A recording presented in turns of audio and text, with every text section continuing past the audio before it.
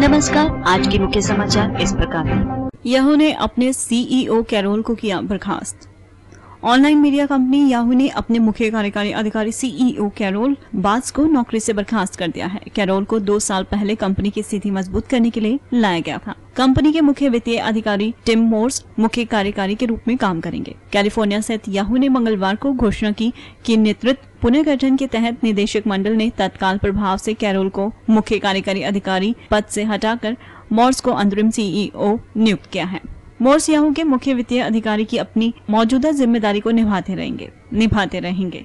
कर्मचारियों को ईमेल के जरिए भेजे संदेश में कैरोल ने कहा कि उन्हें यह बताते हुए दुख हो रहा है कि उन्हें पद से हटा दिया गया है। याहू के निदेशक मंडल के चेयरमैन ने फोन पर उन्हें पद से हटाए जाने की सूचना दी है। उन्होंने ये भी लिखा कि याहू ने कहा कि वह स्थायी रूप से मुख्य कार्यकारी अधिकारी नियुक्ति की प्रक्रिया शुरू कर रही है।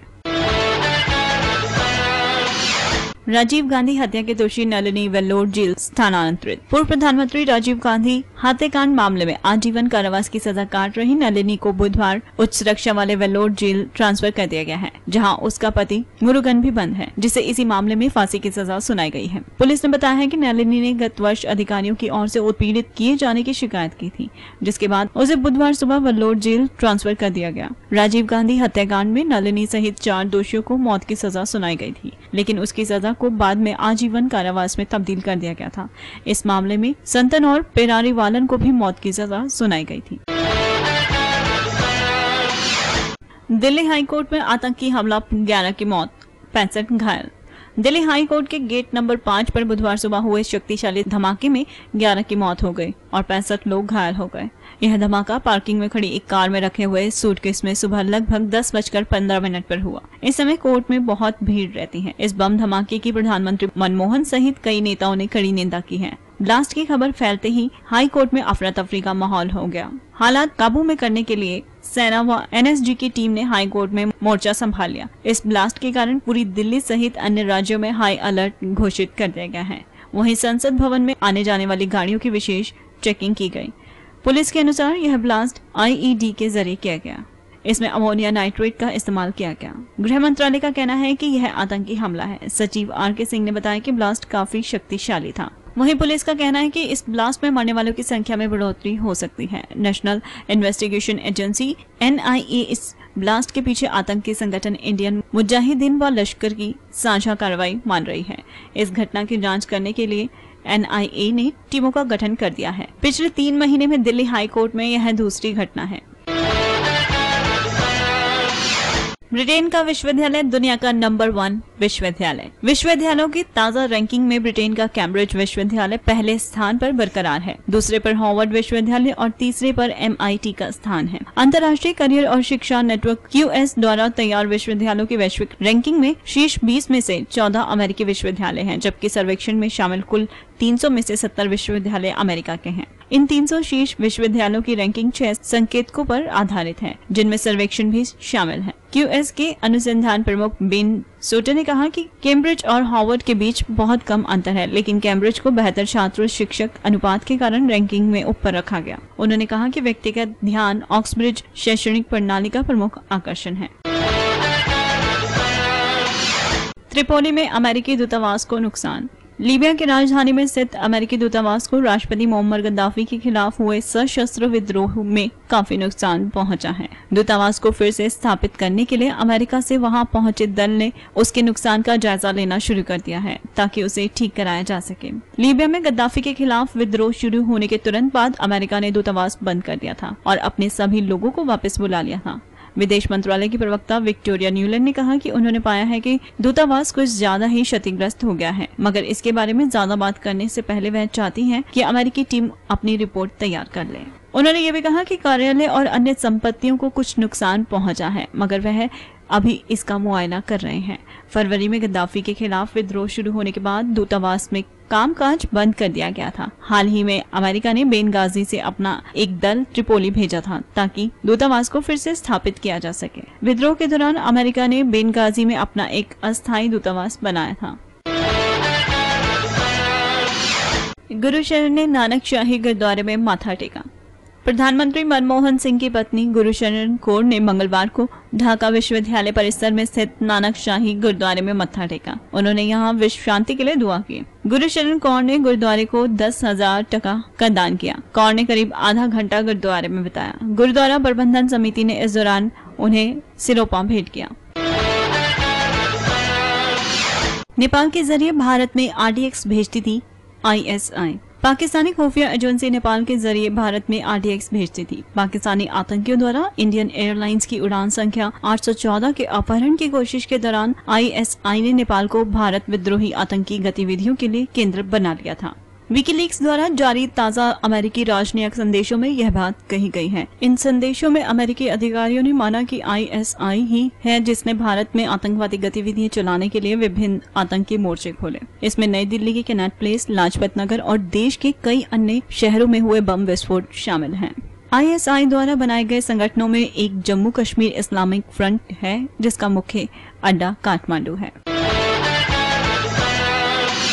प्रदर्शनकारियों पर मुबारक ने नहीं चलवाई गोलियां। मिस्र के अपदस्थ राष्ट्रपति हुस्नी मुबारक के खिलाफ चल रहे मुकदमे में नया मोड़ आ गया है। एक शीर्ष पुलिस अधिकारी ने अदालत को बताया है कि प्रदर्शनकारियों पर गोलियां चलाए जाने के आदेश मुबारक ने नहीं बल्कि दंगा विरोधी बलों के प्रमुख ने दिया था। सोमवार को पहली बार इस मामले में कई गवाहों के बयान दर्ज किए गए। मामले की अगली सुनवाई 7 सितंबर को होगी। उल्लेखनीय है कि मुबारक पर फरवरी में लोकतंत्र समर्थक प्रदर्शनकारियों पर गोली चलाने के आदेश देने और भ्रष्टाचार के आरोप हैं। वह पहले अरब शासक हैं जिन पर मुकदमा चलाया जा रहा है। शीर्ष पुलिस अधिकारी हुसैन सईद मुर्सी और 3 अन्य गवाहों को अदालत में अभियोजन पक्ष के बतौर गवाह पेश किया गया।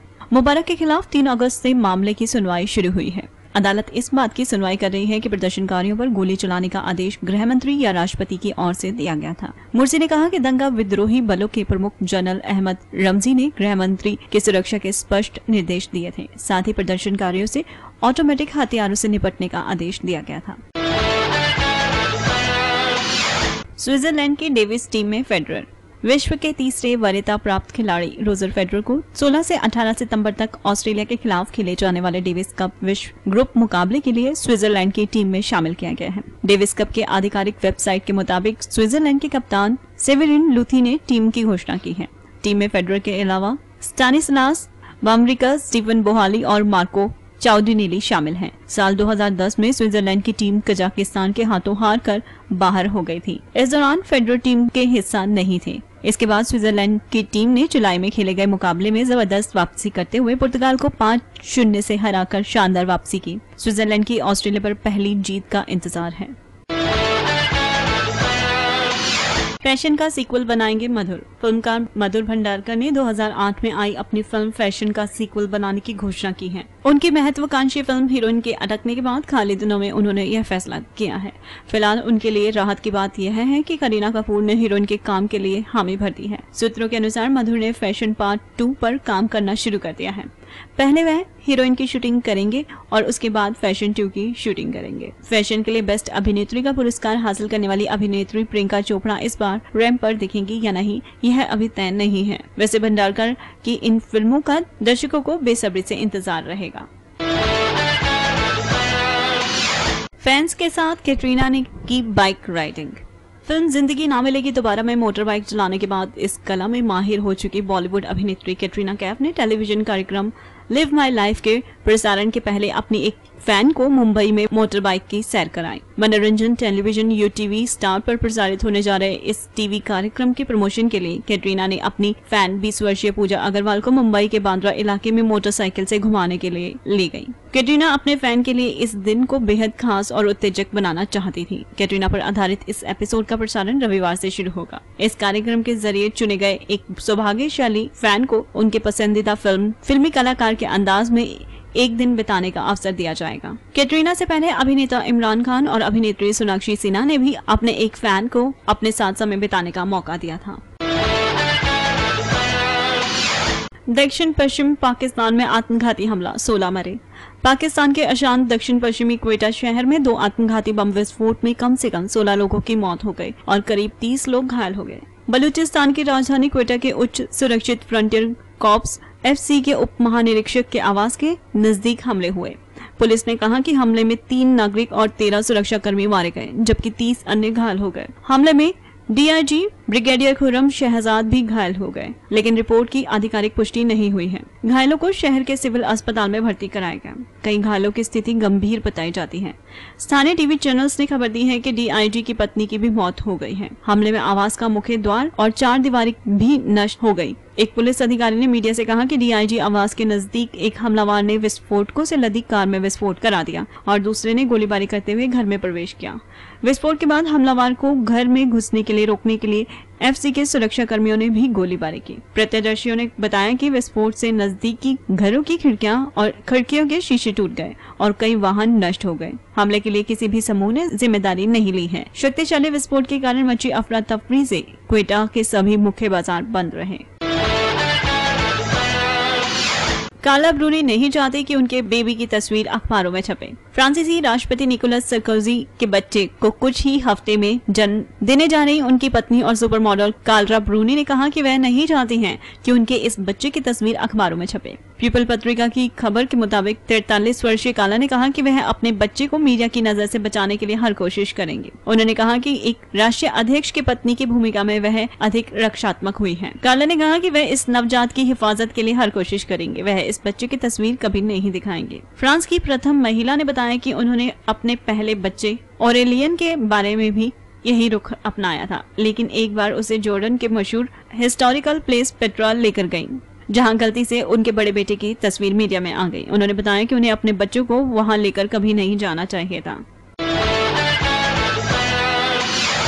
और अब आज के मौसम की जानकारी। बुधवार की सुबह आसमान में खिली खिली धूप रहेगी व तापमान रहेगा 12 डिग्री सेल्सियस। दिन के समय भी धूप रहेगी व तापमान रहेगा 29 डिग्री सेल्सियस और शाम के समय आसमान साफ रहेगा व तापमान रहेगा 23 डिग्री सेल्सियस। रात भर भी आसमान साफ और तापमान रहेगा 10 डिग्री सेल्सियस। तो ये थी आज तक की न्यूज और अब समय हो चुका है विदा लेने का।